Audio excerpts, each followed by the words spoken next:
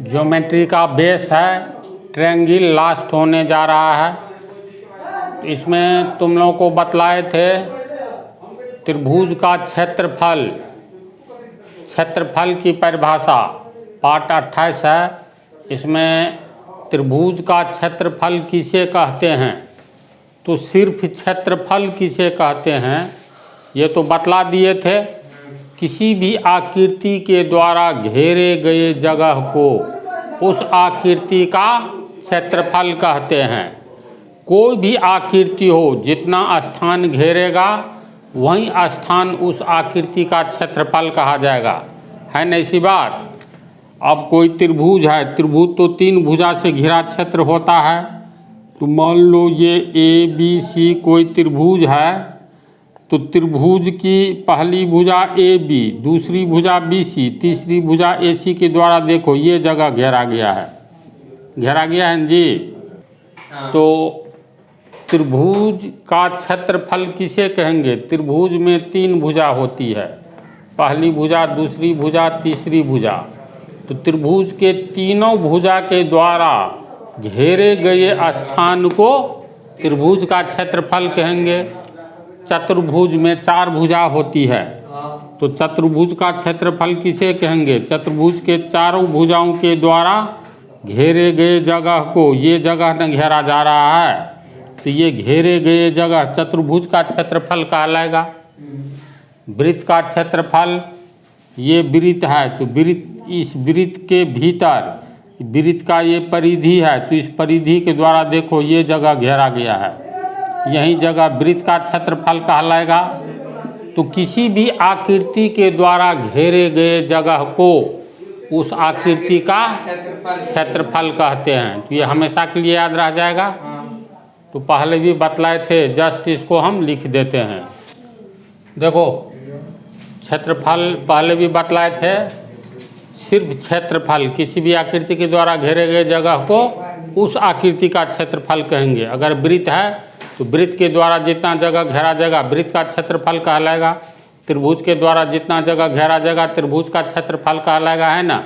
आयत के द्वारा जितना जगह घेरा जाएगा आयत का क्षेत्रफल कहलाएगा।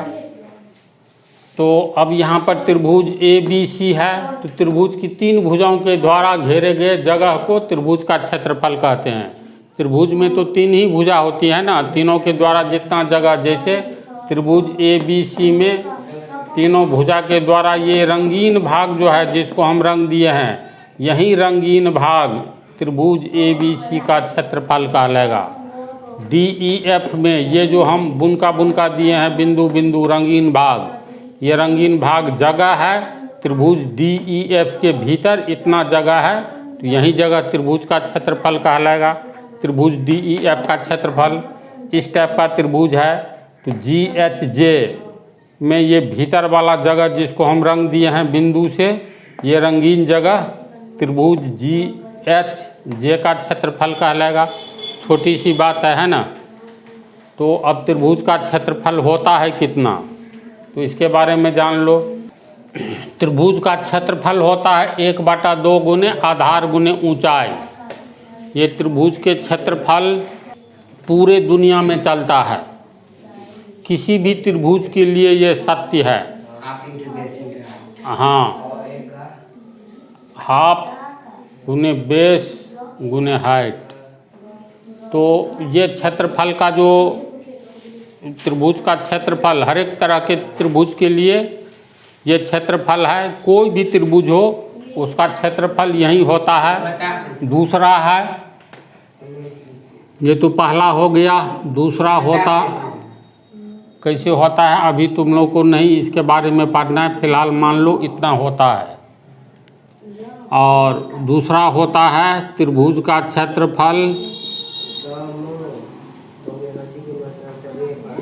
जब तीनों भुजा दिया हुआ हो, इसमें आधार और ऊंचाई दिया हुआ रहेगा। जब तीनों भुजा दिया हुआ रहे ना, जैसे 1 मिनट पहले इस पर और कुछ समझो। अब जैसे ABC एक त्रिभुज है, इसमें अगर हमको क्षेत्रफल निकालना है तो एक आधार दिया रहेगा, त्रिभुज में कितने आधार होते हैं? त्रिभुज में 3 भुजा होती है।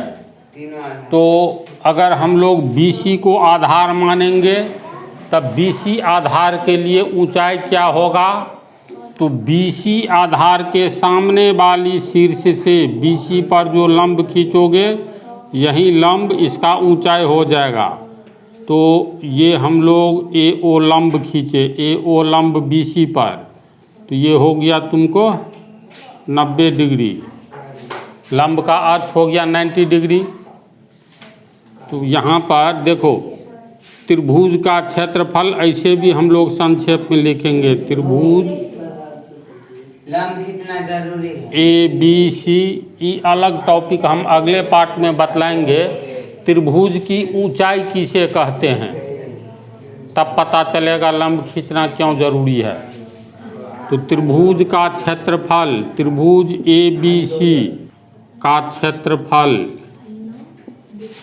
बराबर 1/2 गुने आधार गुने ऊंचाई। तो 1/2 अगर BC को आधार माने तो BC ऊंचाई AO हो गया। फिर ये भी तो सवाल होता है, अगर हम AB को आधार मान ले, AB भुजा दिया रहे, तब किसको ऊंचाई मानेंगे? ये तो BC को हम लोग आधार माने तब ये AO ऊंचाई हुआ। AC को आधार मानेंगे तो क्या ऊंचाई होगा? तो त्रिभुज में ऊंचाई किसे कहते हैं ये पार्ट 29 में हम बतला देंगे। तो ऊंचाई के बारे में क्लियर कंसेप्ट हो जाएगा। किसी भी त्रिभुज में 3 भुजा होती है, तो इसका मतलब त्रिभुज में 3 आधार होता है। जब 3 आधार होगा तो तीनों आधार का अलग अलग ऊंचाई होगा।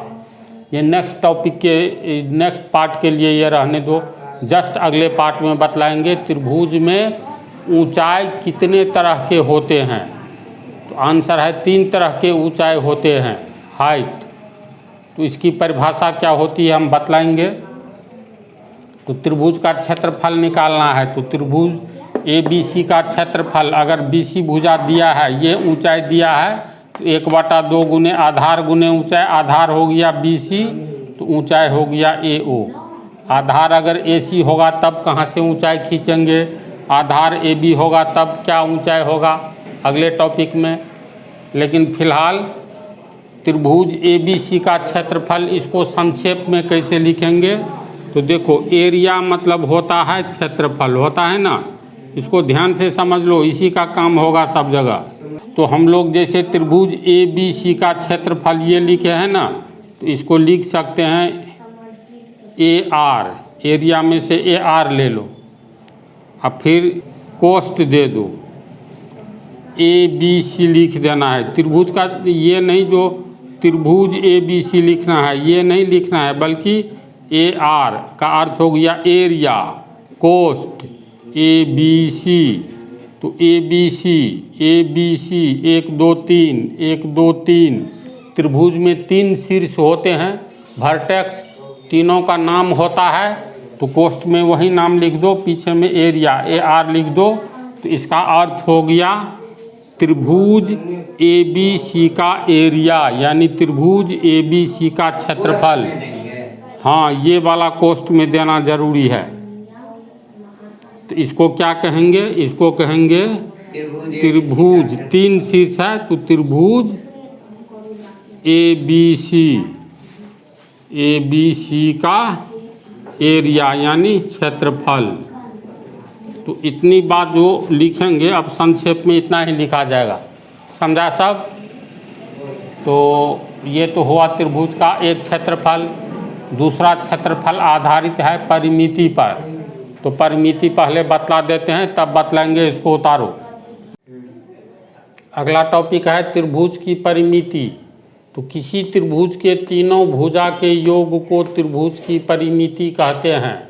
The sum of 3 sides of a triangle is called the perimeter of the triangle. अब जैसे एग्जाम्पल के तौर पर मान लो ये कोई त्रिभुज है ABC, तो यहाँ पर मान लेते हैं ये 4 मीटर है, ये 7 मीटर है। और ये मान लो 8 मीटर। तो त्रिभुज, ये त्रिभुज का चिन्ह हो गया। तो त्रिभुज ए बी सी की परिमिति यानी पेरीमीटर बराबर त्रिभुज के तीनों भुजा के योग को कहते हैं। तो त्रिभुज ए बी सी की परिमिति, तीनों भुजा को जोड़ दो, ए बी जोड़ बी सी जोड़ सी ए होगा ना, ए बी जोड़ बी सी जोड़ सी ए बी हो गया 4 मीटर प्लस 7 मीटर जोड़ सी ए 8 मीटर। तो 4 7 11 8 19 मीटर परिमिति। अगर इस त्रिभुज जैसा त्रिभुजाकार कोई मैदान है तो इसको घेरने के लिए अगर हमें एक बार घेरेंगे तो कितने मीटर तार की आवश्यकता होगी? 19 मीटर तार चाहिए, है ना ऐसी बात। किसी त्रिभुजाकार मैदान को घेरना, किसी भी त्रिभुजाकार मैदान को घेरना हो तो उसके तीनों भुजा का योग निकाल लो यानी परिमिति निकाल लो पेरीमीटर। तो जितना निकलेगा उतना मीटर या उतना फुट जिसमें लो मात्रक यूनिट, तो उतना मीटर तार चाहिए एक घेरा डालने के लिए। 2 बार घेरा डालना है तो 19 दूनी 38 मीटर। तार का 3 फेरा लगाना है तो 19 तिया 57 मीटर, है ऐसी बात। तो पेरीमीटर भी सिंपल चीज़ है। चलो इसको उतारो। समबाहु त्रिभुज की परिमिति कितनी होती है? तो समबाहु त्रिभुज इक्विलेटरल ट्रायंगल में क्या होता है? सब भुजा समान होता है ना। तो जैसे मान लो ये ए बी सी एक समबाहु त्रिभुज है। तो एक भुजा x होगी तो दूसरी भी x, तीसरी भी x। इसकी दूसरी विशेषता क्या होती है? प्रत्येक कोण 60 डिग्री होता है। तो ये हो गया समबाहु त्रिभुज। इसकी परिमिति क्या होगी? तीनों भुजा का योग, यानी यहाँ समबाहु त्रिभुज ए बी सी की परिमिति तीनों भुजा का योग यानी बराबर ए बी गुने बी, ए बी जोड़ बी सी जोड़ सी ए बी जोड़ बी सी जोड़ सी ए। तीनों भुजा समान है, x जोड़ x बराबर 3x बराबर 3 गुने x क्या है? भुजा है। प्रत्येक भुजा की लंबाई हो गया x, तो 3 गुने भुजा समबाहु त्रिभुज की परिमिति हो गई। समझा इसको? और ये क्वेश्चन जो है सी समबाहु त्रिभुज का नहीं, सिर्फ समबाहु त्रिभुज का होगा, क्योंकि इसकी तीनों भुजाएं बराबर होती है और त्रिभुज में 100 बात तो नहीं है। तुम लोग को ये सी जो है समबाहु त्रिभुज का क्षेत्रफल ज्ञात करे, ये पाठ 29 में बतलाएंगे। इसको उतार लो।